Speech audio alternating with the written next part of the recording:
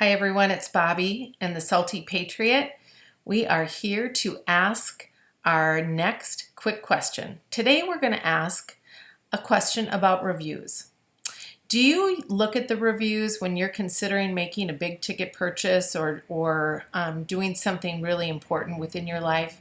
Do you consider that? Do you take a look at what other people have to say or the ratings that they provide when you do that? I know for me, for instance, I'm looking at possibly buying a new chair, and I love to scroll down below. I'm so thankful that other people have given their opinions about the purchases that they have made that will help me to make a good decision. So I'm going to know about if that chair is comfortable, if it wears well, if the legs are shaky, if it's hard to put together.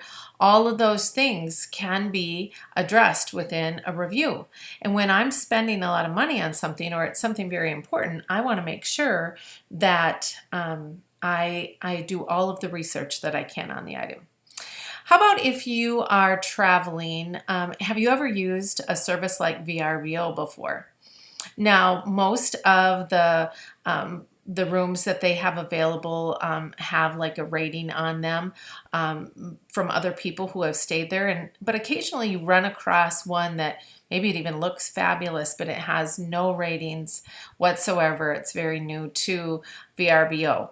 So I know for myself, I sometimes, not sometimes, I am skeptical of using those, especially when there are other rooms that are available that have good ratings on them from other people. And so I'm going to maybe not be the first to test that one out because I know that I'm maybe going on vacation and I want to make sure that where I'm going, where I'm staying, that it's a pleasant experience. Well, today I want to talk about this in relationship to the shot. We have 4 companies that are bringing the shots to the marketplace. We have Johnson & Johnson, Pfizer, Moderna, and AstraZeneca. Of the 4, 2 of them have never brought a vaccination to the marketplace before, and that is Johnson & Johnson and Moderna. And so how can we adequately review their product when they have never, or their history of vaccinations, the history if they had brought some before? How can we do that when they have never brought one to the marketplace before? It makes me wonder a little bit about their true desires, about why with such something that is deemed to be so important, that they would be so prideful, maybe I would say, to just go ahead and take that grant money and come up with this vaccine that they're putting out there, but they really have no experience with bringing a successful vaccine to the marketplace. So you'll probably hear people say, well, but Moderna has, they've been researching it for many, many years. That, in fact, is true. They have been researching it for many years with disastrous results. That is why they have not been able to bring one to the marketplace. I encourage you to take a look at that. The other thing that you might want to consider is the fact that 3 of these companies, the AstraZeneca, Pfizer, and Johnson & Johnson, all have paid out over the course of time billions of dollars in civil lawsuits as well as criminal. And you wonder if they are able to pay billions of dollars in these lawsuits and payouts, what kind of money are they making off from these things? Isn't that a crazy thought? Billions of dollars? I don't know. That's a lot of money. Lot of money that they're able to pay out. So that tells you a little bit, right, about how much they're actually making off from these products. It's still profitable for them, even though what they're doing may be illegal. It has been found illegal, in fact.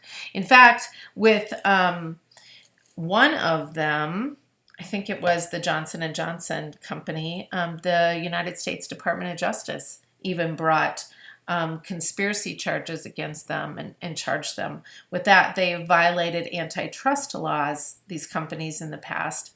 And one of them was also found guilty of paying off doctors, I believe it was in Greece, who would go ahead and promote their products. So the reputation for these companies is really not bright and shiny. It's not something necessarily, well, I think that we need to take a look at that and consider whether or not you think that that reputation is something and someone that you would like to entrust your health to. So, that being said, I'd like to share with you my cool t-shirt that I got from a friend. It's Faith Over Fear.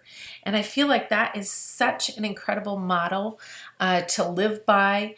Right now, the Word of God says multiple times, fear not. And the reason that God is saying that, at least one of the reasons, is because when we're in fear, we're not looking to Him. And when we're not looking to God for our trust and who to trust in, we are going to be in all kinds of trouble. And so we need to fear not. When we are in fear, we're not making good decisions, right? We're not using our minds. We're not thinking clearly. And so we need to slow down. We need to not act out of fear.